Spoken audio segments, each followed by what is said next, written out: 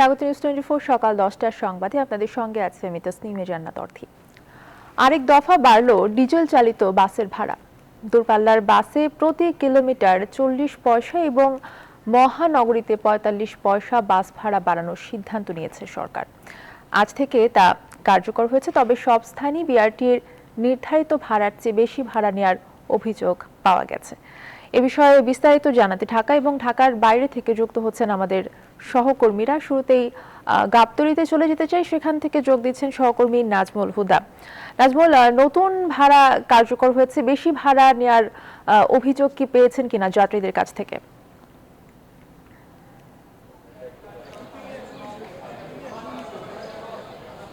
অর্থে আপনাকে ধন্যবাদ। আপনি যেমনটি বলছেন, প্রতিটা কাউন্টারই কিন্তু আপনি জানেন যে ভাড়া কিন্তু বৃদ্ধি করা হয়েছে এবং সেখানে কিন্তু যারা যাত্রী রয়েছে তাদের সাথে কিন্তু 50, 100, 200, 150 এমনকি 400 টাকার ভাড়া নেওয়ারও কিন্তু বেশি নেওয়ার অভিযোগ উঠেছে যারা এখানকার কাউন্টারের যারা টিকিট বেচছে তাদের বিরুদ্ধে। এবং এখানে অসংখ্য মানুষ কিন্তু দেখছেন যে সেখানে বিভিন্ন জেলায় অর্থাৎ রংপুর, দিনাজপুর, কুষ্টিয়া, বগুড়া, রাজশাহী মানে বিভিন্ন যে জেলাগুলিতে রয়েছে সেই জেলাগুলিতে কিন্তু গাড়ি সেখান থেকে ছেড়ে যাচ্ছে। আমরা একটু কথা বলবো যাদের আসলে ভাড়া বৃদ্ধি, যাদের কাছ থেকে ভাড়া বেশি নেওয়া হচ্ছে এরকম অভিযোগ রয়েছে, তাদের সাথে একটু কথা বলবো যে তার কাছে কত ভাড়া নেওয়া হয়েছে এবং আমরা একটু কথা বলার চেষ্টা করব। ভাই, আপনার সাথে একটু কথা বলি। আপনাদের টিকিট কাটছেন না? কোথায় যাবেন? ভাড়া কত নিয়ে যাচ্ছে একটু টিকিটটা দেখি। আমার সাথে তো কথা বলছিল আর কি। কত করে ভাড়া নিচ্ছে? ভাড়া নিয়েছে হচ্ছে 500 টাকা। বরিশাল যাবো আর কি। ভাড়া কত নিয়েছে? 500 টাকা। আগে কত ছিল? আগে 400 টাকা ছিল, এখন 500। এই অবস্থা। হ্যাঁ, এখন এই যে দেখছেন যে সেখানে কিন্তু হানিফ কাউন্টার, অর্থাৎ ওদের এখনো গ্যাজেট কিন্তু হয়নি, তার আগেই কিন্তু তাদেরকে ভাড়া কিন্তু বাড়িয়ে দেওয়া হয়েছে এবং তাদের ইচ্ছা মতো কিন্তু তারা ভাড়া নিচ্ছে এবং ভাড়া যে বেশি নিচ্ছে সেই ভাড়া নেওয়ার কারণে এখানকার যারা যাত্রীরা রয়েছে, আপনার সাথে একটু কথা বলি। ভাড়া কি কেমন, বেশি নেওয়া হচ্ছে না কম নিয়েছে? হ্যাঁ, ভাড়া তো অবশ্যই বেশি নেওয়া হচ্ছে। আগে যেখানে 450 টাকা ছিল সেখানে আজকে ভাড়া 550 টাকা দিয়ে নিচ্ছি। ভাড়া 100 টাকা বাড়িয়ে দিছে। অনেক ধন্যবাদ। যেমনটা আসলে বলছেন এখানকার যারা যাত্রী তারা আসলে তাদের ভোগান্তির কথা কিন্তু তারা বলছেন যে প্রত্যেকটা কাউন্টারেই কিন্তু সেখানে ভাড়া বেশি নেওয়া হচ্ছে এবং যার কারণে এখানকার যারা যাত্রীরা রয়েছে তারা কিন্তু আসলে বলছে যে এখনও সমন্বয় করা হয়নি এবং গ্যাজেট কিন্তু এখনও তাদের হাতে আসেনি কাউন্টারগুলোতে। এই ছিল আমার কাছে যাত্রী ভোগান্তি এবং যে ভাড়া বেশি নেওয়ার সর্বশেষ খবর। চলে যাচ্ছে আমার আর এক সহকর্মী রয়েছে রাজশাহীতে, কাজী শাহেদের কাছে যাচ্ছি। শাহেদ,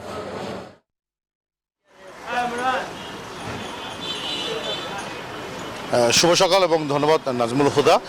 ঢাকায় যেরকম বলছিলেন আপনি যে সেখানে ভাড়া বেশি নেওয়া হচ্ছে, 3 দিন ধরে জনভোগান্তি বাড়িয়ে তারপরে নাগরিকদের জিম্মি করে পরিবহন শ্রমিক মালিকরা যে ভাড়া বাড়িয়ে নিয়েছেন তার প্রভাব কিন্তু পড়তে শুরু করেছে নাগরিক জীবনে। আজকে সকাল থেকে আমরা যদি দেখেছি যে প্রত্যেকটি রুটে আগের তুলনায় প্রায় দ্বিগুণের কাছাকাছি ভাড়া নেওয়া হচ্ছে, বিশেষ করে আন্তঃজেলা রুটের যে বাসগুলি চলাচল করে সেগুলোতে। এবং আগে যেখানে পুঠিয়ার ভাড়া ছিল রাজশাহী থেকে 30 টাকা, সেটি 50 টাকা করা হয়েছে। নাটোরের ভাড়া 50 টাকা ছিল, সেটি 80 টাকা করা হয়েছে। এইভাবে ভাড়া বাড়ানো হয়েছে। সরকারের যে নির্ধারিত ভাড়া গতকাল ঘোষণা করা হয়েছিল তার চেয়ে কয়েক টাকা বেশি বলছেন যারা যাত্রীরা আছেন। তো ঢাকাগামী যে যাত্রীবাহী বাসগুলি আছে সেগুলোতেও ভাড়া বাড়ানো হয়েছে, তবে তারা বলছেন যে যৌক্তিকভাবে। আমরা একটু শুনতে চাই আপনার কাছ থেকে, আগে কত টাকা ভাড়া ছিল রাজশাহী ঢাকা, এখন কত টাকা করে নিচ্ছেন আপনারা? আগে ছিল 480 টাকা আর এখন 600 টাকা করে নিচ্ছি। আমাদের তো এর জন্য সমস্যা হয়ে গেছে, আমরা তো সাধারণ আয়ের মানুষ। এখন 480 টাকার ভাড়া 120 টাকা বেশি। 120 টাকা মানে আমাদের জন্য অনেক কিছু। আমরা কয় টাকা বেতন পাই? আমাদের বেতন তো বাড়তেছে না। সরকার তো ঠিকই ভাড়া বাড়িয়ে দিচ্ছে, তেলের দাম বাড়িয়ে দিচ্ছে, আর পরিবহন মালিকরা তারা গাড়ি ভাড়া বাড়িয়ে দিচ্ছে। আমাদের সমস্যা হচ্ছে। আপনাকে পরিবহন যারা শ্রমিকরা ছিলেন তারা যেটি বলছিলেন যে তারা ভাড়া গেছে, কিন্তু যারা টিকিট কাটতে এখানে এসেছেন মানে যে বিভিন্ন গন্তব্যে যাবেন তারা যেটি বলছেন যে আগের তুলনায় ভাড়া যেভাবে বাড়ানো হয়েছে সেই তুলনায় তাদের আয় বাড়েনি, ফলে এর একটি প্রভাব কিন্তু পড়েছে। এবং আমরা যে কাউন্টারগুলিতে দেখেছি সেখানেও কিন্তু ভাড়া কমানোর দাবি নিয়ে এক ধরনের বচসা ছিল পরিবহন শ্রমিকদের সঙ্গে যাত্রীদের। তো এই ছিল রাজশাহী থেকে আমার কাছে সর্বশেষ। আমরা চলে যাচ্ছি সহকর্মী আব্দুল সালাম বাবুর কাছে বগুড়ার খবর জানতে।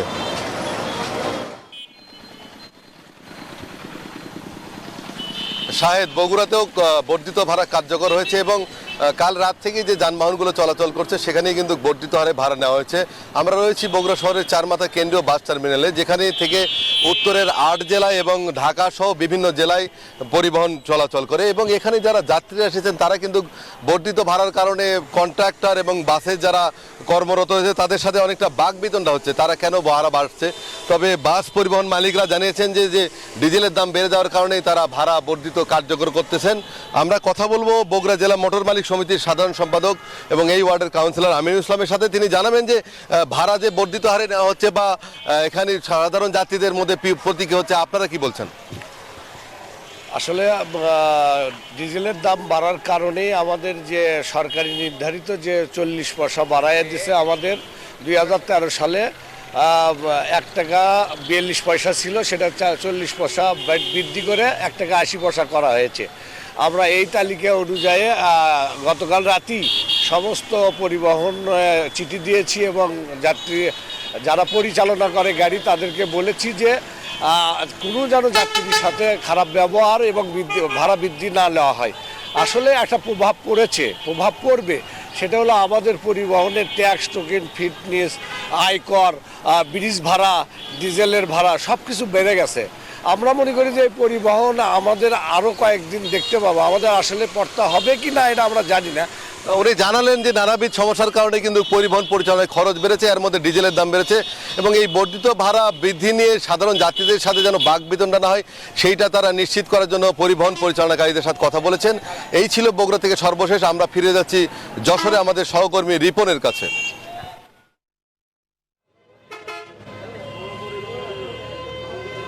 ধন্যবাদ প্রিয় সহকর্মী বাবু আপনাকে। আমি রয়েছি খাজরা বাস স্ট্যান্ডে, এখান থেকে ঢাকার উদ্দেশ্যে গাড়িগুলো ছেড়ে যায়। আমরা দেখেছি যে চেয়ার কোচগুলো ছিল, সেই চেয়ার কোচ আগে ছিল 480 টাকা, এখন সেটি 500 টাকা নেওয়া হচ্ছে ভাড়া এবং যারা এসি যে গাড়িগুলো রয়েছে সেই গাড়িগুলো 1200 টাকা ছিল, এখন 1300 টাকা নেওয়া হচ্ছে, অর্থাৎ 100 টাকা বেশি নেওয়া হচ্ছে। এতে কিন্তু বিভিন্ন প্রভাব পড়েছে সাধারণ মানুষের উপরে। এছাড়াও কিন্তু গেজেট না আসার কারণে অনেক জায়গায় আমরা কথা বলেছি, তারা বলছেন যে এখনও তারা ভাড়া বাড়াননি, তবে অলিখিতভাবে কিছু জায়গায় আমরা দেখেছি যে ভাড়া বেড়ে গিয়েছে, এমনটি দেখছি। সাধারণ মানুষ রয়েছে, যারা যাত্রী রয়েছে তাদের সাথে একটু কথা বলবো। আপনি কোথায় যাবেন, কয় টাকা ভাড়া দিচ্ছেন? আমি যাব ঢাকা আবদুল্লাপুর, 500 টাকা ভাড়া নিচ্ছে, আগে ছিল 480 টাকা। ধন্যবাদ আপনাকে। শুনছিলেন যে 500 টাকা ভাড়া নিয়েছে, আগে ছিল 480 টাকা, সেই 20 টাকা বেশি নিয়েছে, এমনটি আমরা দেখছি। যে পরিবহনগুলো রয়েছে সেই পরিবহনগুলোর একই অবস্থা বিরাজ করছে এবং কাউন্টারে অনেকটা ফাঁকা রয়েছে, কারণ গতকাল রাত্রে যে গাড়িগুলো ছাড়ার শুরু হয়েছে। তো সব মিলে এই ছিল যশোর থেকে আমার কাছে সর্বশেষ। আমাদের আরেক সহকর্মী রয়েছে সিলেটের রাসেল, সেখানকার খবর জানবো। রাসেল।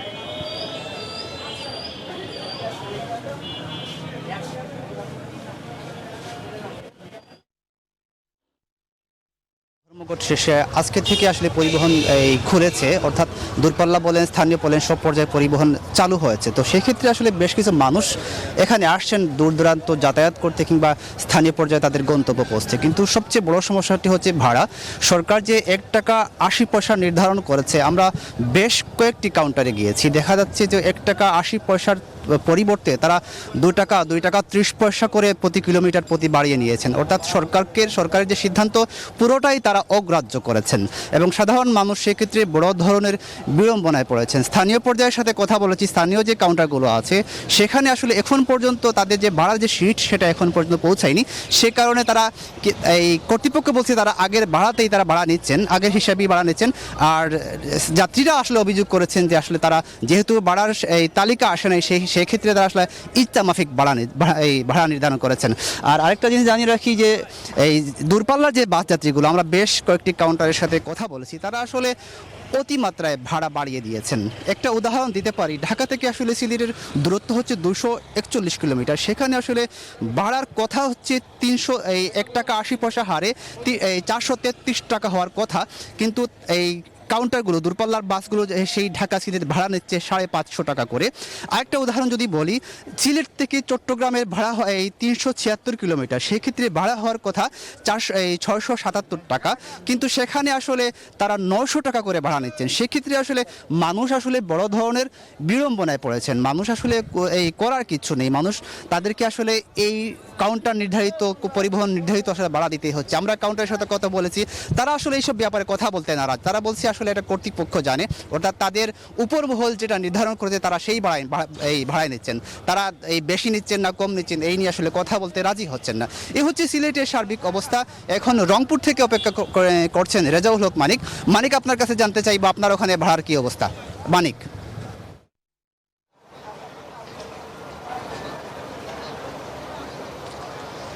ধন্যবাদ রাসেল। একই চিত্র রংপুরে আমরা সকাল থেকে বিভিন্ন কাউন্টারে গিয়েছি এবং যাত্রীদের সাথে কথা বলার চেষ্টা করেছি। যাত্রীরা কিন্তু যেটা বলেছেন যে 1 টাকা 80 পয়সা হারে যেটি ভাড়া বাড়ানোর কথা, কিন্তু বাস মালিকের সমিতি কিন্তু এটা আসলে করেনি, অর্থাৎ সরকারের দেওয়া যেটি প্রতিশ্রুতি সেটি কিন্তু রক্ষা করেনি। তারা কিন্তু যাত্রীদের গলা কাটছেন, অর্থাৎ ভাড়া কিন্তু বাড়িয়ে দেওয়া হয়েছে। অর্থাৎ কিছুক্ষণ আগে আমি কথা বলেছিলাম যে অর্থাৎ রংপুর মেডিকেল মোড় থেকে যে বাসগুলো সৈয়দপুর, দিনাজপুর, ঠাকুরগাঁও, নীলফামারীতে যান, সৈয়দপুরে ভাড়া কিন্তু আসলে সাধারণত 50 থেকে 50 টাকা নেওয়া হয়, সেটা কিন্তু 60-65 টাকা নেওয়া হচ্ছে।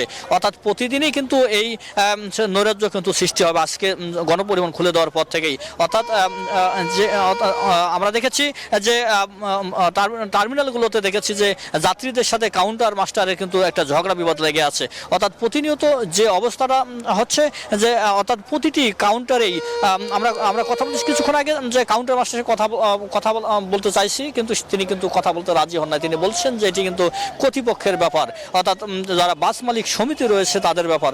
অর্থাৎ সার্বিক পরিস্থিতিতে যে ভাড়া যেটি বৃদ্ধি করা হয়েছে এটি আসলে অর্থাৎ অনেক বেশি ভাড়া নেওয়া হচ্ছে বলেই যাত্রীরা অভিযোগ করেছে এবং যাত্রীরা বলছে যে আসলে সরকার আমাদের কথা কখনোই চিন্তা করেন না, অথবা যারাই ভাড়াটা নির্ধারণ করেছেন তারা কিন্তু যাত্রীদের কথা নির্ধারণ করেন না।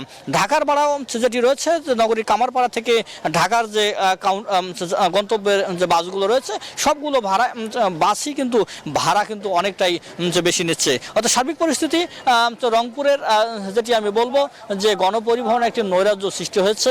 অর্থাৎ সাধারণ মানুষের কিন্তু ভোগান্তি কোনোভাবেই কমছে না, পথে পথেই ভোগান্তি বেড়ে যাচ্ছে।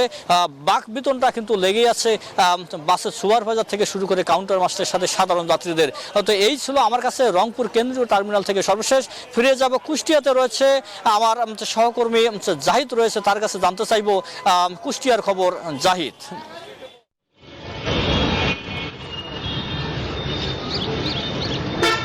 ধন্যবাদ মানিক। কুষ্টিয়ায় ঢাকাগামী যেসব বাস সেসব বাসে প্রত্যেকটা বাসেরই 100 টাকা করে ভাড়া বাড়ানো হয়েছে। অর্থাৎ খুব নর্মাল মানের যে কোচ, সেই কোচগুলোতে আসলে 450 করে ভাড়া নেওয়া হতো, সেই কোচগুলোতে এখন ভাড়া নেওয়া হচ্ছে 550 টাকা করে। আর অন্যান্য এসি বা আরও ভালো মানের বাসগুলোতে কিন্তু 100 করে টাকা ভাড়া বাড়ানো হয়েছে। এবং আমরা দেখেছি যে যাত্রীদের সাথে কিন্তু এটা নিয়ে কিছু কিছু যাত্রীদের যারা খুব নিম্ন মধ্যবিত্ত তাদের সাথে কথা কাটাকাটি হচ্ছে। এবং আমি কথা বলেছি পরিবহন সংশ্লিষ্টদের, তারা বলছেন যে একটি ভাড়া নির্ধারণ করে দেবে বাস মালিক অ্যাসোসিয়েশন, তারপরে কিন্তু তারা আসলে সেই ভাড়াটি নেবেন। এখন আপাতত তারা 100 টাকা বেশি নিচ্ছেন এবং এখানে যে হিসেবটা তারা দিচ্ছেন সেটা হচ্ছে যে সহজ বিভাগের হিসেবে তারা 255 কিলোমিটার ঢাকার পথ হয়, যদি সিরাজগঞ্জ যমুনা সেতু হয়ে ঘুরে যায় সেই ক্ষেত্রে যদি 2 টাকা 80 পয়সা দিয়ে গুণ দেওয়া যায় তাহলে সেটা হয় 459 টাকা। আর বিভিন্ন টোল তারা দিতে হয়, সেই টোলের অতিরিক্ত চার্জও তারা আসলে যাত্রীদের কাছ থেকে 41 টাকা 88 পয়সা হারে নিয়ে থাকেন। সেটি যদি যোগ করেন তাহলে 500 টাকা হয়, তাতেও কিন্তু আরও আসলে তারা 50 টাকা বেশি নিচ্ছেন। আর আমরা অন্যান্য রুটেও দেখেছি যে যাত্রীদের সাথে বচসা হচ্ছে, সেখানেও কিন্তু ভাড়া বেশি নেওয়া হচ্ছে। এই ছিল আমার কাছে কুষ্টিয়ার খবর। চলে যাচ্ছি স্টুডিওতে অর্থী। আপনাকে সেই সাথে বাকিদেরকেও ধন্যবাদ জানাতে চাই। ডিজেল চালিত বাস ভাড়া বৃদ্ধি প্রসঙ্গে জানাতে আসলে আমাদের সাথে বিভিন্ন প্রান্ত থেকে যুক্ত হয়েছিলেন আমাদের সহকর্মীরা। এদিকে ডিজেলের দাম কমানোর ধর্মঘট অব্যাহত রেখেছে ট্রাক কাভার্ড ভ্যান মালিকরা। এতে সারা দেশে বন্ধ রয়েছে পণ্য পরিবহন, যার প্রভাব পড়ছে চট্টগ্রাম বন্দরে। এ বিষয়ে জানাতে আমাদের সাথে চট্টগ্রাম থেকে যুক্ত হচ্ছেন সহকর্মী নয়ন বড়ুয়া। জয়, 4 দিন ধরে সারা দেশে কিন্তু ট্রাক কাভার্ড ভ্যান বন্ধ রয়েছে। চট্টগ্রাম বন্দরের অবস্থা কি দেখতে পাচ্ছেন, সেখানে কি প্রভাব পড়েছে? দিনের মতো পণ্য পরিবহন মালিকদের যে ডাকা ধর্মঘট তারা অব্যাহত রেখেছেন। গতকাল কিন্তু গণপরিবহনের সাথে একটা বৈঠক হয়েছে, কিন্তু তাদের সাথে বৈঠক না হওয়ার কারণে তারা এখনো পর্যন্ত সেই দাবি নিয়ে তারা অনড়। তাদের যে 3 দফা দাবি আছে, সেই দাবি নিয়ে কিন্তু আজকেও কিন্তু আমরা দেখছি যে আপনি দেখতে পাচ্ছেন চট্টগ্রাম বন্দরের পাশেই যে কাভার্ড ভ্যান করে যে পণ্যগুলো যাওয়ার কথা রয়েছে দেশের বিভিন্ন জায়গায়, সেই কাভার্ড ভ্যান কিন্তু এখন সারি সারি করে তারা কিন্তু আসলে দাঁড় করে রেখেছেন। তারা বলছেন কিন্তু যতক্ষণ পর্যন্ত তাদের যে দাবি মানা হবে না, ততক্ষণ পর্যন্ত তারা কিন্তু আসলে পণ্য পরিবহন করবে না। কিন্তু যে বন্দর কর্তৃপক্ষের সাথে আমরা কথা বলেছি, বন্দর কর্তৃপক্ষ যেমনটা আমাদেরকে জানিয়েছেন, তারা বলছেন যে একের পর এক যে কন্টেনারগুলো কিন্তু আসলে জট হয়ে যাচ্ছে, যেহেতু জাহাজগুলো বিদেশ থেকে যে মাদার ভেসেল কিন্তু এখনো পর্যন্ত আসা অব্যাহত রেখেছে, যেহেতু যে চট্টগ্রাম বন্দর কিন্তু আসলে বন্দরের বিভিন্ন জায়গা থেকে পণ্য চলে আসে, এমনকি জাহাজে করে কিন্তু আসলে পণ্যগুলো আসে। সেই পণ্যগুলো কিন্তু আসলে যে বহির্নোঙরে গিয়ে খালাস করতে হয়, সেই বহির্নোঙর থেকে যে লাইটারের জাহাজ আছে, সেই লাইটারের জাহাজ থেকে নিয়ে আসা হয়। কিন্তু দেখা যাচ্ছে সেখানেই কিন্তু আমরা দেখছি কিন্তু আসলে যে অনেকটা কন্টেনার জট হচ্ছে বলে আমাদেরকে জানিয়েছে চট্টগ্রাম বন্দর কর্তৃপক্ষ। তো আমরা আপনাকে দেখানোর জন্য যাচ্ছি যে সড়কে আমরা আপনি অবশ্যই দেখতে পাচ্ছেন, সড়কের পাশেই যে অনেক কাভার্ড ভ্যান ট্রাক কিন্তু আসলে জট দেখা যাচ্ছে, তারা কিন্তু পণ্য পরিবহন করা হচ্ছে না। কিন্তু জরুরি যে পণ্য সেই পণ্য কিন্তু পরিবহন করা হচ্ছে বলে আমাদেরকে জানিয়েছেন মালিক পক্ষ। এই ছিল আমার এখানকার সর্বশেষ। ফিরে যাচ্ছি স্টুডিওতে অর্থীর কাছে। জয়, ধন্যবাদ আপনাকে আমাদের সাথে যোগ দেওয়ার জন্য। সহকর্মী নয়ন বড়ুয়া জয় আমাদের সাথে যুক্ত হয়েছিলেন চট্টগ্রাম থেকে।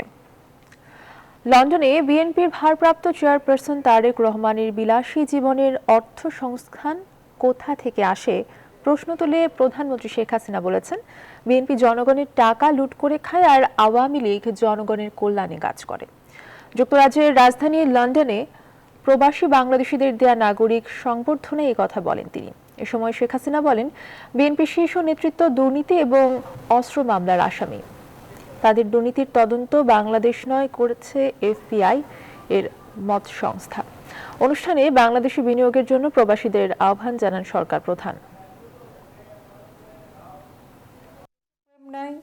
জাতির জন্য কোনো কল্যাণ চিন্তা নাই, ক্ষমতাকে ভোগের বস্তু মনে করে, লুটপাটের বস্তু মনে করে।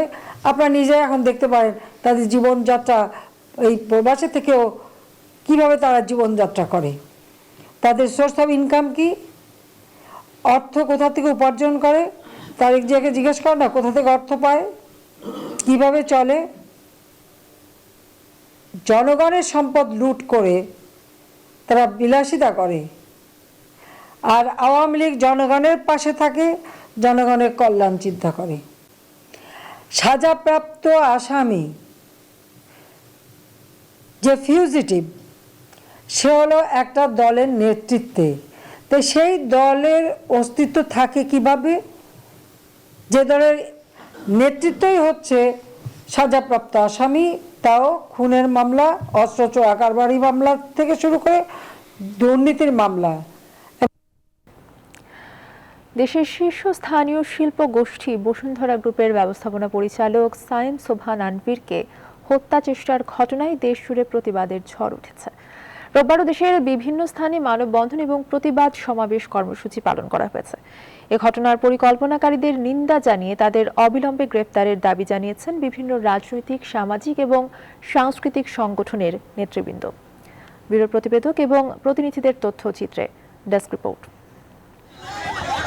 দেশের শীর্ষ স্থানীয় শিল্প প্রতিষ্ঠান বসুন্ধরা গ্রুপের ব্যবস্থাপনা পরিচালক ও শেখ রাসেল ক্রিয়া চক্র লিমিটেডের চেয়ারম্যান সায়েম সোবহান আনভীরকে হত্যাচেষ্টার ঘটনায় প্রতিবাদে রাজধানীর ভাটারায় মানববন্ধন করেছে বিভিন্ন শ্রেণী পেশার মানুষ। এ ঘটনায় জড়িতদের দ্রুত গ্রেপ্তারের দাবি জানান তারা। অতি শীঘ্রই শারনকে গ্রেপ্তার করা হোক এবং আইনের আওতায় আনা হোক। আনবির সাহেবের মতো লোককে যারা খুন করতে পারে এদের আমরা দৃষ্টান্তমূলক শাস্তি চাই। একই দাবিতে সাভার বাস স্ট্যান্ডে সকালে প্রতিবাদ কর্মসূচির আয়োজন করা হয় স্থানীয়দের পক্ষ থেকে। এতে যোগ দেন সর্বস্তরের মানুষ। তারা বসুন্ধরা এমডির নিরাপত্তা জোরদারেরও দাবি জানান। এই নীল নকশা বাস্তবায়নের নেপথ্যে যারা আছে তাদেরকে অবিলম্বে গ্রেপ্তার না করলে আমাদের এই কর্মসূচি অব্যাহতভাবে আমরা চালিয়ে যাব। বসুন্ধরা গ্রুপের ব্যবস্থাপনা পরিচালক সায়েম সোবহান আনভীরকে একাধিকবার হত্যা চেষ্টার প্রতিবাদে চট্টগ্রামে মানববন্ধন কর্মসূচি পালন করা হয়েছে। দুপুরে চট্টগ্রাম প্রেস ক্লাবের সামনে ইস্ট ওয়েস্ট মিডিয়া গ্রুপের ব্যানারে এ কর্মসূচি পালন করা হয়। হত্যা চেষ্টার সঙ্গে জড়িত সাইফুল ইসলাম সাদের ফাঁসির দাবি জানানো হয়। পরিকল্পনাকারীদের আইনের আওতায় আনা না হলে বৃহত্তর আন্দোলন ঘোষণা করা হবে বলেও হুঁশিয়ারি দেন বক্তারা। গ্রেপ্তারকৃত ব্যক্তি অলরেডি বলে দিয়েছে কিভাবে এই ষড়যন্ত্র হয়েছে, তাদের নাম বলেছে। আমরা চাই এইসব ব্যক্তিদের গ্রেপ্তার করা হোক। একই দাবিতে রাজশাহীতে মানববন্ধন করেছেন ব্যবসায়ীরা। সকালে নগরীর সাহেব বাজার 0 পয়েন্টে মানববন্ধন কর্মসূচি পালন করা হয়। এ সময় তারা সায়েম সোবহান আনভীরকে হত্যা চেষ্টার নির্দেশদাতা হুইপ শামসুল হক চৌধুরী ও তার ছেলে শারুন চৌধুরীকে দ্রুত গ্রেপ্তারের দাবি জানান। চট্টগ্রাম পটিয়ার হুইপ পুত্র জনাব সন্ত্রাসী শারুনকে দ্রুত আইনের আওতায় এনে গ্রেপ্তারের দাবি জানাচ্ছি। বসুন্ধরা গ্রুপের ব্যবস্থাপনা পরিচালককে হত্যা চেষ্টার প্রতিবাদে রংপুরে মানববন্ধন ও প্রতিবাদ সভা করেছে ব্যবসায়ী সমাজ। নগরীর প্রেস ক্লাবের সামনে এ কর্মসূচি পালন করেন তারা। এর পিছনে যারা আছে তাদের আমরা দৃষ্টান্তমূলক শাস্তি দাবি করছি। সিলেটেও মানববন্ধন অনুষ্ঠিত হয়েছে। সকালে নগরীর কবি নজরুল অডিটোরিয়ামের সামনে দৈনিক কালের কণ্ঠের শুভ সংঘ এই কর্মসূচির আয়োজন করে। এতে অংশ নেন বিভিন্ন শ্রেণী পেশার মানুষ। এই সময় বক্তারা বলেন, বসুন্ধরা গ্রুপে লাখ লাখ মানুষের কর্মসংস্থান ও জীবন জীবিকা নির্বাহ হচ্ছে, আর এ কারণে তাদের সুনামে নষ্ট করতে একটি গোষ্ঠী বারবার ষড়যন্ত্র করছে। যে এই চক্রান্তের সাথে জড়িত তাকে যেন আইনের আওতায় এনে দৃষ্টান্তমূলক শাস্তি দেওয়া হয়। ময়মনসিংহের নান্দাইল উপজেলার সরকারি শহীদ স্মৃতি আদর্শ কলেজের সামনে ঘণ্টাব্যাপী মানববন্ধন করেছে বিভিন্ন শ্রেণী পেশার মানুষ। একই দাবিতে ব্রাহ্মণবাড়িয়ায় বিক্ষোভ সমাবেশ ও মানববন্ধন অনুষ্ঠিত হয়েছে। দুপুরে শহীদ ধীরেন্দ্রনাথ দত্ত স্মৃতি পাঠাগার চত্বরে এ কর্মসূচি পালন করা হয়। এতে অংশ নেন বিভিন্ন সামাজিক ও সাংস্কৃতিক সংগঠনের নেতাকর্মীরা। বসুন্ধরা গ্রুপের ব্যবস্থাপনা পরিচালক ও শেখ রাসেল ক্রিয়া চক্রের চেয়ারম্যান সায়েম সোবহান আনভীরকে হত্যা চেষ্টার প্রতিবাদে সুনামগঞ্জে মানববন্ধন ও প্রতিবাদী কর্মসূচি পালিত হয়েছে। দুপুরে সুনামগঞ্জ জেলা ক্রীড়া সংস্থার সামনে অনুষ্ঠিত এ কর্মসূচিতে অংশ নেন সর্বস্তরের মানুষ। আমরা এর সাথে জড়িত যারা আছে তাদেরকে আইনের আওতায় এনে দৃষ্টান্তমূলক শাস্তির দাবি জানাচ্ছি। একই দাবিতে পটুয়াখালীতে প্রতিবাদ সভা অনুষ্ঠিত হয়েছে। সকালে পটুয়াখালী প্রেস ক্লাবে এ সভা হয়। যারা হত্যার হুমকি দিয়েছে, সন্ত্রাসী রেলিয়ে দিয়েছে, তারা যে পর্যায়ে থাকুক না কেন, যদি পুলিশের উপরে কেউ হয় তাদেরকে বিচারের আওতায় আনতে হবে। চাঁদপুরের মতলব উত্তর উপজেলা পরিষদ কমপ্লেক্সে মানববন্ধনের আয়োজন করে সচেতন নাগরিক সমাজ। তারা এই ঘটনার তীব্র নিন্দা ও দায়ীদের দ্রুত বিচার দাবি করেন। একই দাবিতে সাতক্ষীরায় সমাবেশ করেছে সম্মিলিত সাংবাদিক ঐক্য পরিষদ। Desk report, news 24। Chuadanga school প্রাঙ্গণে এসএসসি পরীক্ষার্থীকে কুপিয়ে হত্যার ঘটনায় 7 জনকে আসামি করে মামলা করা হয়েছে। তবে এই ঘটনায় এখনো কেউ গ্রেপ্তার হয়নি। স্কুল চত্বরে শিক্ষার্থী হত্যার ঘটনায় দায়ীদের গ্রেপ্তার এবং দৃষ্টান্তমূলক শাস্তি চান শিক্ষক এবং স্থানীয়রা। ঘটনার কারণ উদ্ঘাটন এবং হত্যাকারীদের শনাক্তে কাজ শুরু করেছে পুলিশ। চুয়াডাঙ্গা প্রতিনিধি জামান আক্তারের তথ্যচিত্রে প্রতিবেদন। এবার এসএসসি পরীক্ষা দেওয়ার কথা ছিল তন্ময়ের, কিন্তু তার আগেই কে বা কারা কেড়ে নিল সম্ভাবনাময় এই প্রাণটি। চুয়াডাঙ্গার আল হেলাল মাধ্যমিক ইসলামী একাডেমি থেকে এবছরের এসএসসি পরীক্ষার্থী মাহবুবুর রহমান তন্ময় পৌর এলাকার ফার্মপাড়ার আব্দুল মজিদের ছেলে। রোববার এসএসসি পরীক্ষার্থীদের বিদায় অনুষ্ঠান শেষে স্কুলে চলছিল পরীক্ষার্থীদের প্রবেশপত্র বিতরণের প্রস্তুতি, কিন্তু দুপুর 12টার দিকে স্কুল প্রাঙ্গণে বহিরাগত কিছু যুবক ধারালো অস্ত্র নিয়ে এসে তন্ময়কে এলোপাথারি কুপিয়ে চলে যায়। অন্যান্য শিক্ষার্থীদের চিৎকারে বাইরে এসে রক্তাক্ত অবস্থায় শিক্ষকরা তাকে উদ্ধার করে হাসপাতালে নিয়ে যায়। সেখানে চিকিৎসকরা তাকে মৃত ঘোষণা করে। সব শিক্ষকদের সাথে করে স্কুলের অফিস কক্ষে চলে আসি। আসার পরে ছাত্রছাত্রীদের চেঁচাচেঁচিতে শোনা যায় যে একটা ছেলে রয়ে গেছে। সবাই তাৎক্ষণিক দৌড়িয়ে যেয়ে দেখা যায় যে সে ছেলেটা মাটিতে লুটিয়ে পড়েছে। তখন আমাদের সভাপতি সাহেব এবং আমাদের সহকারী শিক্ষক মোহাম্মদ খায়রুল ইসলাম কম্পিউটার শিক্ষক, সে তাৎক্ষণিক সঙ্গে সঙ্গে হাসপাতালে নিয়ে। চুয়াডাঙ্গা সদর থানার ওসি মোহাম্মদ মোহসিন ঘটনার সত্যতা নিশ্চিত করে জানান, এই ঘটনার কারণ উদ্ঘাটন ও হত্যাকারীদের শনাক্তে কাজ শুরু করেছে পুলিশ। Desk report, news 24। কক্সবাজারের রুখিয়ার কুতুপালং রোহিঙ্গা ক্যাম্পে অস্ত্র তৈরির কারখানার সন্ধান পেয়েছে র্যাব। এ সময় 10টি অস্ত্র এবং বিপুল পরিমাণ অস্ত্র তৈরির সরঞ্জাম সহ 3 জনকে আটকও করা হয়েছে। আজ ভোরে কুতুপালং রোহিঙ্গা শিবিরের X4 ক্যাম্পের গহীন পাহাড়ে এই অভিযান পরিচালনা করা হয়। র্যাব 15 অধিনায়ক লেফটেন্যান্ট কর্নেল খায়রুল ইসলাম জানান, দীর্ঘদিন ধরে একটি চক্র এই ক্যাম্পের গহীন বনে কারখানা তৈরি করে অস্ত্র বানিয়ে আসছিল, আর এই কারখানা থেকে রোহিঙ্গা সন্ত্রাসীদের কাছে অস্ত্র সরবরাহ করা হচ্ছিল। এমন গোপন তথ্যের ভিত্তিতে গতকাল মধ্যরাত থেকে আজ ভোর পর্যন্ত গহীনে পাহাড়ে অভিযান পরিচালনা করা হয়। এ সময় র্যাবকে লক্ষ্য করে গুলিও চালায় তারা। 4 ঘন্টার বেশি সময় গোলাগুলির পর কারখানাটি নিয়ন্ত্রণে নেওয়া হয়। পরে সেখান থেকে উদ্ধার করা হয় 10টি অস্ত্র, বিপুল পরিমাণ অস্ত্র তৈরির সরঞ্জাম। আটক করা হয় 3 জন রোহিঙ্গা অস্ত্র কারিগরকে।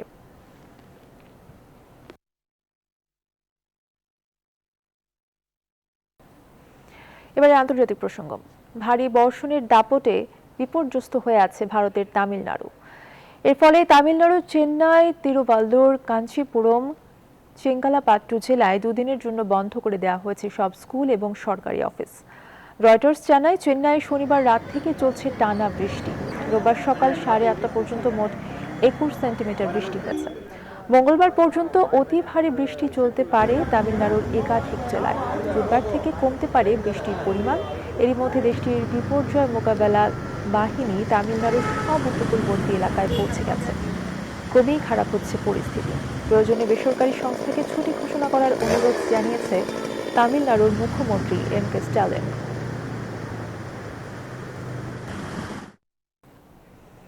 আর এই ছিল এখনকার আয়োজন। এতক্ষণ সঙ্গে থাকার জন্য ধন্যবাদ সবাইকে।